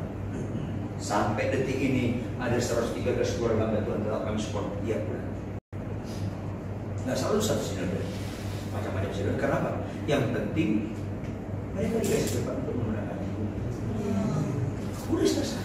Kotak keempat diakonia gereja. Kotak kelima diakonia keluarga. Tidak boleh ada keluarga istri saya atau keluarga saya sulit menyelesaikan S1 karena kurang dana. Kami punya dana. Tidak boleh keluarga istri saya atau keluarga saya sulit dirawat dokter karena nggak ada dana. Jangan jadi Kristen tapi berkata kepada kotak ke-6 diakonia tetangga. Lampu ini wajib menerangi sekitarnya. Lampu ini nggak berhak menerangi Monas, nggak berhak. Bisa tidak? Kalau lu di RT Anda nggak terkenal suka menolong, lu gagal jadi Kristen. Catat baik, lu gagal jadi Kristen. Makanya ada persembahan kotak ke-6 untuk lingkungan RT atau RW saja. Pernah nggak Anda berpikir di lingkungan Anda membutuhkan sesuatu Anda nggak hadir? Terang itu sekitar kotak ke-7 untuk panti asuhan dan panti jompo yang kami bina. Seluruh persembahan kami dibagi 7 selesai. Mana pernah saya minder dengan mobil saya biasa-biasa saja? Nggak pernah minder. Karena mobil bukan barang mewah. Rendah hati barang mewah. Suka berkorban barang mewah. Suka mengampuni barang mewah. Membalas kejahatan kebaikan itu barang mewah. Saking mewahnya nggak bisa diperoleh oleh dunia ini. Apalagi nggak bisa. Nah, udah nggak berubah konsep nilai kita. Jangan bangga kalau mobil lu lebih bagus daripada orang lain. Itu kebanggaan anak kartel-kartel narkoba juga. Itu kebanggaan mafioso juga di Itali sana. Kenapa itu konsep nilai kita? Penjahat itu nilai yang lain. Nah ini, ayolah. Terlalu sayang nilai pengorbanan Kristus kepada nilai-nilai yang sama dengan dunia ini. Terlalu sayang. Makanya kita harus belajar fokus kita perintah Tuhan. Perintah Tuhan itu kesukaan Tuhan. Jauh sekali dengan kesukaan kita. janji Tuhan pasti kesukaan kita. Kalau kita fokus jadi Tuhan, hidupku tetap aku lagi. Mana pernah terjadi? Tapi kalau kita belajar suka kesukaan Tuhan, di situ kita belajar aku makin berkurang. Makanya kesukaan saya mengasihi istri. Kemungkinan istri saya lebih cerewet dari istri Anda yang sudah menikah. Kemungkinan istri saya lebih cerewet dari perempuan sini. Kemungkinan. Karena istri saya itu sarjana teknik kimia. Kacamatanya satu, kimia. Akibatnya rumah kami super sangat bersih sekali, Bapak. Kalau lu kurang kerjaan datang ke rumah saya, cari lemari manapun, ada cari, geser. Lantai bekas bawah lemari, Anda letakkan tangan Anda di lantai, kosong. Angkat, gak ada debu. Saya jamin di tangan Anda tidak ada debu. Di rumah kami gak ada debu. Ambil kursi, pegang atas lemari gini, pegang atas AC, atas jam dinding, ambil lukisan gini, gak ada debu. Di rumah kami tidak ada. Makanya di rumah kami dua yang menderita, saya dan debu. Kau menderita lu ketawa suka cita, penistaan lu semua. Kenapa? Istri saya kemungkinan lebih cerewet. Kenapa? Istri saya punya peraturan di rumah lebih ketat dari utara.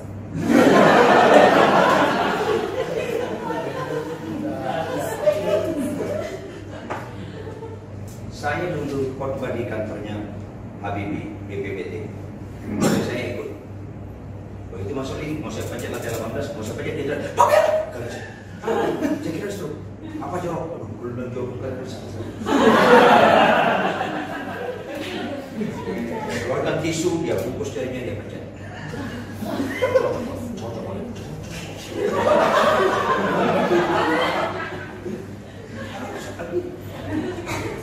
Dulu awal-awal saya sama dia masuk Puri Indah Mall, eskalator bergerak naik pegangan dong, dia drip,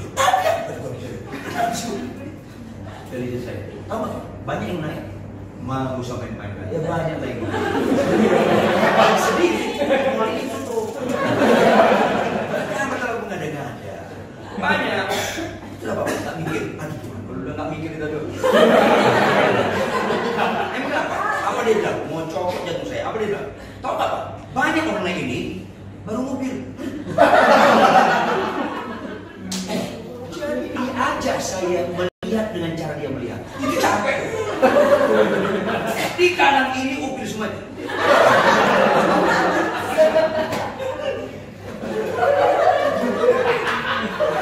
Lu ketawa gue beli. Berikutnya Pak. Banyak orang naik ini, ceboknya pakai sini. Jadi ini motor manusia. Lu suka nggak suka, harus suka. Aduh. Jadi kita harus melihat eskalator itu di kanan ini mobil, di kanan ini manusia. Capek sekali. Apakah saya dalam tata-tatanya? Enggak. Jadi kan saya. Kadang-kadang saya beberapa kali naik, saya lihat dia kayak gini.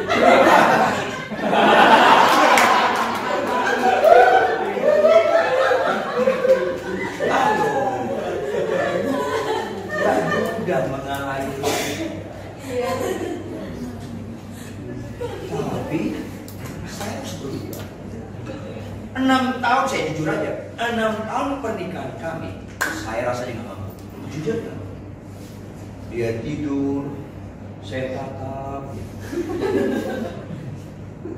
Terus saya berlutut. Saya berdoa, Tuhan, ujilah saya. Diri hatiku paling dalam. Kau nggak mungkin kutipu Tuhan. Kau nggak mungkin kebohongan. Sedikit pun aku nggak niat cerai sama dia. Sedikit pun aku nggak niat buka cabang. Tapi jujur Tuhan, aku nggak mampu melanjutkan. Saya jujur. Artinya apa? Saya hebat. Saya nggak mampu Tuhan menjalin perkawinan ini. Kalau dia tidur, aku aman.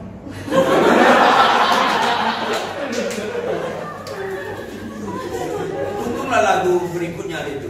Ku aman. Kalau homilin tidur. Kalau dia bangun Tuhan, ada sabda yang Sabdamu saja sulit dilakukan, tambah sabda dia. Gak mampu saya. Tahu apa yang saya lakukan? Kebodohan banget. Apa itu? Apa yang saya lakukan? Cabut dan nyawa saya. Jujur ya. Jahat saja. Cabut dari saya. Pengecut saja. Tapi saya kasih tahu kelemahan saya. Hamba itu yang bagus, tahu kelemahan. Tiba-tiba Tuhan bicara sama saya, Mas, saya tidak pernah. Apa itu? Segala sesuatu dari Dia. Segala sesuatu dari Dia. Iya Tuhan, jangan jawab iya. Renungkan. Oh iya Tuhan, saya. Jadi istri saya dari siapa? Dari Tuhan. Mujizat yang luar biasa ketika itu berbicara keras sekali sehingga keluar dari rumah saya. Nanti nggak maksud saya? Ya. Ada handphone saya cukup lama. Dulu saya beli 3,8 juta. Kemudian saya mau jual ke tukang jual handphone bekas yang pernah saya bina. Saya bilang, saya tanya kamu, kalau saya jual 1 juta di etalase toko handphone Anda, bagaimana? Dia ketawa, Pak Pendeta Ridwan, kalau 1 juta sampai kedatangan Tuhan sekali. Yang benar? Iya. Jadi berapa? Paling hebat tuh 4.000. 4.000. Yang aman 3.000. Sudah sesuai dengan ekspektasi. 3.000. Contoh, halo, tolong konsentrasi. Kalau saya tempel, kalau ya, bukan sebenarnya. Kalau saya tempel kata dari, tahu nggak kamu dari siapa nih? Emang dari siapa? Ini dari Lionel Messi. Hah? Yang benar? Misalnya, kalau dari Messi kayak tahu penyanyi apa? Petinju. Barca. Yang benar Pak? Iya. Dan bisa tahu, yuk kita tutup baterainya. Tantangan dia deh. Tantangan dia bisa. Ya. Saya tanya, kalau itu dari Lionel Messi, mau nggak orang beli 5 juta? Ngeri kan? Aduh, kalau itu dari Lionel Messi, dimudahkan orang untuk menghargainya. Aduh, saya saat itu nangis kayak anak-anak. Nangis saya, rupanya istri saya dari Tuhan. Ya Tuhan, indah sekali. Saya nangis. Padahal itu khotbah saya khotbahkan. Gak bicara sama saya. Istri saya dari Tuhan. Saya dimudahkan untuk menghargai istri saya dengan segala kekurangan dia. Inilah namanya perubahan paradigma. Istri Anda dari Tuhan yang sudah menikah, suami Anda dari Tuhan. Dimudahkan kita menghargai dia begitu mulia. Berikutnya, dari dia harus oleh dia. Aduh Tuhan, ampun kayak ditampar saya. Istri saya dari Tuhan, saya perlakukan dengan cara saya. Bodoh banget saya. Sombong banget saya, kayak Tuhan juga bagus saya. Dari kau istriku, setelah kau pergi Tuhan, aku perlakukan istriku dengan caraku. Bodoh saya Tuhan, ampun saya. Kau tidak pernah bertuhan karena Yesus. Kalau dari dia, enggak oleh dia. Kau tidak pernah bertuhan karena Yesus. Kalau dari dia, boleh ada. Uangmu dari Tuhan. Pakai dengan cara Tuhan. Kalau enggak, kamu bertobat. Karunia dari Tuhan. Pakai dengan cara Tuhan. Kendaraanmu, anak-anakmu, pekerjaanmu, negaramu dari Tuhan. Perlakukan dengan cara Tuhan. Itu keren sekali sama saya. Berubah nih konsep saya. Maka saya bilang, kalau ngerti ini, gak mungkin orang nyeleweng. Gak mungkin orang nyeleweng. Kalau ngerti, gak mungkin. Secantik-cantiknya orang bagaimana tidak tertarik kita nyeleweng. Karena apa? Siapapun perempuan lain bukan dari itu. Istriku yang dari itu. Yang lain bukan dari itu. Maka kita dengan senang dimudahkan kita untuk setia bagaimanapun. Walaupun bukan jikalau.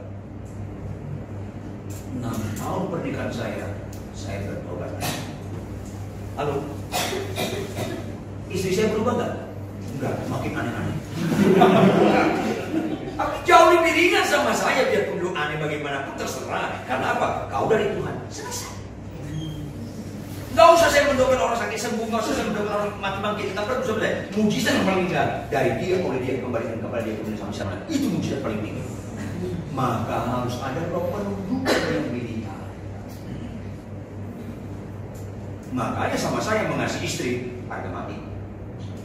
Biarpun istri saya nyereng, masa bodoh. Biarpun istri bapak saya sampai mati, masa bodoh. Karena bapak saya bukan istri saya, Tuhan saya dari dia. Dan Tuhan saya bilang apa? Kasih istri, udah. Nggak ada kaitan saya mengasihi istri saya dengan telepon dia, nggak ada kaitan. Nggak ada kaitan saya mengasihi istri saya dengan telepon istri saya, nggak ada. Saya mengasihi dia karena ada kaitan saya dengan Tuhan. Akhirnya dimudahkan saya taat, dimudahkan saya menjaga kesucian itu, dimudahkan saya setia sama istri aku. Itu kan keren. Tapi itu tidak bisa kalau kau nggak berubah paradigma. Makanya Paulus bilang apa? Berubahlah melalui pembaruan. Tanpa pembaruan budi nggak mungkin kau berubah. Atau hanya kayak berubah, hanya kayak. Makanya saya bilang jangan lihat rohani orang waktu khotbah. Jangan, gampang sekali rohani waktu khotbah. Jangan lihat rohani orang ketika penyembah. Gampang sekali rohani waktu penyembah. Jangan lihat rohani orang ketika berdoa. Orang penipu, orang pemarah, kalau berdoa mukanya semua rohani. Lihatlah rohani orang ketika menjadi pepet orang. Rohani itu Kristus. Mobil lu dipepet kali. Dipepet lagi lu pepet balik. Lawan lu naik trotoar Sukacita kampus lu. Padahal di mobil lu di belakangnya ada stiker tulisannya Yesus Kristus juru mudi. Sempurna bro, sempurna. Mau saya ketawa lu bertobat lagi. Karena semuanya rohani semua di gereja itu. Kalau lu rohaninya nggak dirundahkan di setiap saat. Di jalan raya termasuk. Jadi arti menyembah Allah dalam roh dan kebenaran bukan menyembah dalam kasar. Menyembah Allah dalam roh dan kebenaran artinya rohani kita tidak terbatas ruang dan waktu. Itu menyembah Allah dalam roh dan kebenaran. Kalau kau menyembah di gereja bahasa roh tetap kau kasar di jalan raya, lu nggak ngerti menyembah Allah dalam roh dan kebenaran. Arti roh tidak terbatas ruang. Kebenaran tidak terbatas oleh waktu. Kenapa? Kiri kananku ada Tuhan, sekelilingku ada Tuhan. Nyanyian itu kurang cocok dinyanyikan di gereja, kurang cocok. Paling cocok dinyanyikan oleh orang penakut ketika sendirian dari kamar mandi. Ada Tuhan, kenapa lu takut? Karena Tuhan kasih menyembah Allah dalam roh dan kebenaran. Nyanyian itu kurang cocok dinyanyikan di gereja. Nyanyian itu cocok dinyanyikan dalam hati ketika pasangan kita marah-marah. Ada Tuhan di situ. Makanya kalau lihat rohani saya yang lihat waktu khotbah, Anda melihat rohani saya, tinggal di rumah saya nambah. Belum nggak bayar. Jadi saya ketika istri saya kurang hemat berkata-kata, kurang hemat boros. Ada Tuhan di situ. Makanya kalau istri kita marah-marah laki-laki, para suami, para bapak, kalau istri kita marah-marah jangan buka mulut. Karena kalau perempuan marah dikendalikan emosi, nazarnya tumbuh. Kalau kau jelaskan makin keluar sama dia. Ketika saya marah-marah, saya tatap dia, saya senyum, saya ngomong sama Tuhan. Ada Tuhan di situ. Saya ngomong sama Tuhan, energi kemana istriku sehat. Tanda-tanda istri sehat itu masih bisa marah. Tanda-tanda istri meriang hampir corona. Kalau dia di belut itu meriang. Tanda-tanda istri gangguan jiwa. Kalau dia ketawa. Jam 1 malam ketawa.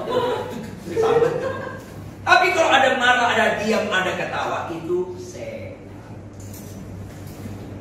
lagi tentang istrinya, marah lagi. Tetap saya tatap, saya nggak mau buka mulut, saya tatap, saya bilang sama Tuhan, cocok banget aku sama ini orang. Kau kirimkan dia menjadi pahat yang tajam untuk memukul saya. Lanjutkan Tuhan. Gak usah ketawa, bertobat aja. Kalau marah lagi, tetap saya nggak buka mulut, saya tatap ya. Saya nggak punya moto 2-3 kali sabar ada batasnya, enggak. Sabar dalam Tuhan gak ada batasnya. Kecuali namanya sabar si Manjunta. Ada batasnya itu orang. Saya tatap dia, saya bersama Tuhan dalam hati saya. Tuhan, biarkan dia solo karir. Nggak mau duit saya. Kalau kami nyanyi duit, keren. Orang sulit pun tahu. Kalau marah itu jangan duit. Masa kesurupan bintang dengan kalau marah lagi tetap saya nggak mau, nggak menurut saya senyum aja. Saya tatap dia terus, saya bilang sama Tuhan, Tuhan, istri saya ini satu-satunya di dunia, nggak ada duanya. Istri saya ini manusia langka, tolong lestarikan. Jangan dia mati abra. Dan selalu berakhir dia kalah. Kenapa? Marah itu capek. Makanya ada pepatah, siapa lekas marah, lekas mati. Dan selalu, ini selalu, bukan kadang-kadang, selalu dia berakhir kalimatnya Pak. Apa marah-marah kok Bapak senyum-senyum aja? Saya ajak bercanda dia, Mah, tinggi saya 2 meter kurang banyak. Tapi daya nikmat saya di atas rata-rata. So sweet. Lu senyum gue nikmati, lu marah pun gue nikmati. Makanya kekuatan laki-laki bukan di badan besar. Yang badan besar lihat saya. Kekuatan laki-laki bukan di badan besar, bukan di kegantengan, bukan di kekayaan. Kekuatan laki-laki di ketenangan, di kesabaran, di penuh pengertian, menguasai situasi. Makanya tidak ada istilah Adam nafsu, nggak ada Adam nafsu, yang ada Hawa. Jadi siapa yang nafsuan? Si Hawa. Jangan gagal fokus dong. Jadi kalau ada bapak-bapak di sini cerewet, tolong pakai daster loh. Supaya saya di Hawa loh.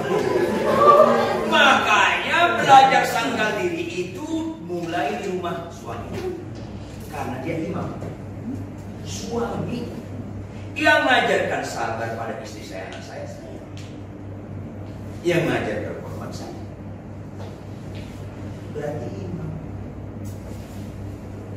Tapi banyak laki-laki lebih nggak rohani daripada istri. Tuhan permalukan dalam konteks case. Itu apa? Zaman Israel dibangkitkan Deborah mempermalukan laki-laki. Nah, oleh karena itu, karena ini mengandung penderitaan, mulai dari rumah. Jadi garam dulu. Rohani yang nggak populer. Garam itu berfungsi kalau nggak kelihatan. Terang berfungsi harus kelihatan, nggak boleh dibawa garam. Tapi itu urutan, nggak kelihatan dulu. Kalau Anda ambil garam taruh sayur, tetap kelihatan, itu bukan garam. Itu bening halus dulu. Yang lihat mobil suami itu kali ini.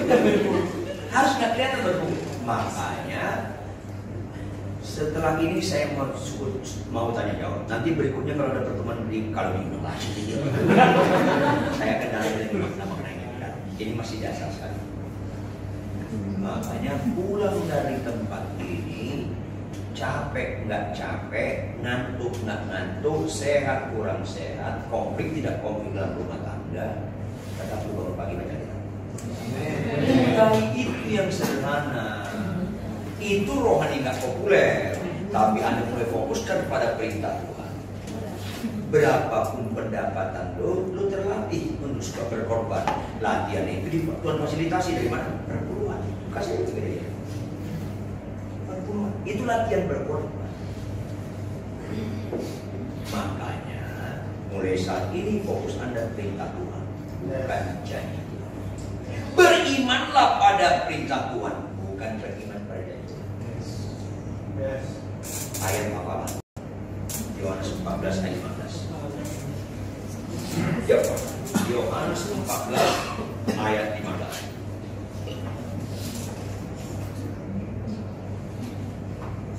Kalau sudah dapat, kita sama-sama baca. Yohanes 14 ayat 15. Kalau sudah dapat, kita sama-sama baca. 1, 2, ya. Jikalau kamu mengasihi aku, samakan persepsi. Kerohanian orang tertinggi mengasihi Tuhan. Bagaimana cara mengasihi Tuhan? Berarti fokusnya janji pemerintah. Gak disinggung situ janji, sama yang tersinggung. Makanya orang yang mengasihi Tuhan gak fokus lagi janji Tuhan, fokus perintah Tuhan. Cerdas. Makanya maafkan saya, kalian harus tambah PR lagi. Banyak berdoa supaya di gereja-gereja jangan lagi khotbah-khotbah janji Tuhan. Itu menyenangkan manusia, bukan menyenangkan Tuhan. Janji-janji Tuhan saya khotbahkan, kesembuhan saya khotbahkan kepada orang nggak percaya. Tapi kalau di gereja yang notabene perkumpulan orang percaya, saya khotbahkan pengajaran supaya mereka tidak idiot. Mereka harus bertumbuh. Tanpa pertumbuhan nggak ada perubahan. Tanpa perubahan nggak ada juga. Maka fokus Anda melihat perintah Tuhan. Apa itu? Jikalau engkau mengasihi aku Tuhan, lakukan segala perintah Tuhan. Bukan 1, 2, segala. Mulai dengan yang sederhana, baca kita. Mulai yang sederhana yang sudah menikah, kasih istrimu. Apapun alasannya kasih istrimu. Kau mengasihi istrimu bukan karena kelakuan istrimu. Kau mengasihi istrimu karena fokusmu perintah Tuhan. Nah, istri tunduk pada suami, tunduk pada suami. Kau tunduk pada suami bukan karena kelakuan suami. Kau tunduk pada suami karena kau fokus ke perintah. Pak Pendeta, suamiku kasar, tak betul. Tunduk itu bukan tahan, tetap lemah. Ayo teman gue menjudi, jangan menjudi salah. Nanti kau gampang, tampar saya, tetap jangan menjudi. Itu artinya tunduk itu bukan tahan. Ayo menjudi, ya karena sudah Pak Pendeta itu sudah lama. Ya, enggak, itu tahan, bukan tunduk. Tunduk itu telah menyatakan kebenaran, walaupun penderitaan. Pak Pendeta, suamiku kasar. Kita nggak mau fasilitasinya, nggak mau. Hai istri, tunduklah pada suamimu yang lemah lembut, yang kasar, ajar aja beri, nggak ada. Pak Pendeta, istriku cerewet, tidak ada Alkitab mau fasilitasinya. Hai istri, kasihlah istrimu yang lemah lembut, kalau cerewet ajar aja, nggak ada. Pak Pendeta sih nggak kenal suamiku, nggak ada Alkitab mau fasilitasinya. Hai seluruh pendeta, kenalnya suami orang. Bukan kerjaan saya mengenal suami orang. Saya mengenal Tuhan, memberitakan firman Tuhan dan oleh karena itu saudara, kenapa ikut Tuhan itu melalui jalan penderitaan? Karena fokusnya perintah, bukan janji. Kenapa jalan Tuhan itu penderitaan? Karena perintah Tuhan itu bertentangan dengan kesukaan Tuhan, sesuai kesukaan Tuhan. Maka kenapa jalan Tuhan itu penderitaan? Karena ada unsur sangkal diri dan kerusakan. Apa sangkal diri? Dalam diri kita ada perlawanan terhadap ketaatan. Termasuk tadi baca kita. Apa perlu salib? Dalam pernikahan kita, kekurangan istri kita, kekurangan anak-anak kita, kekurangan mertua, kekurangan tetangga, kekurangan jemaat, kita tetap memikulnya. Itu namanya dosa. Kekurangan orang lain yang bisa buat kita nggak. Istri saya cerewet, Pak Pendeta, gimana? Mbak marah. Kau harus pikul salib. Kekurangan pasangan kita pikul untuk kita taat firman. Kalau sangkal diri, kekurangan diri yang membuat kita nggak taat, kita sangkal. Pikul salib, kekurangan orang lain. Kita tetap taat di firman. Bagaimana kekurangan orang lain? Dua itu pasti Anda mengalami kesulitan. Tapi Anda akan lihat kesulitan itu sebagai sesuatu yang indah, cocok, dan membanggakan kalau Anda mengerti pelajaran-pelajaran berikutnya. Tuhan Yesus memberkati. Saya buka pertanyaan. Silakan pertanyaan. Boleh dulu dong ya? Boleh. Saya tahu, Pak Itu video supaya bercerita lagi.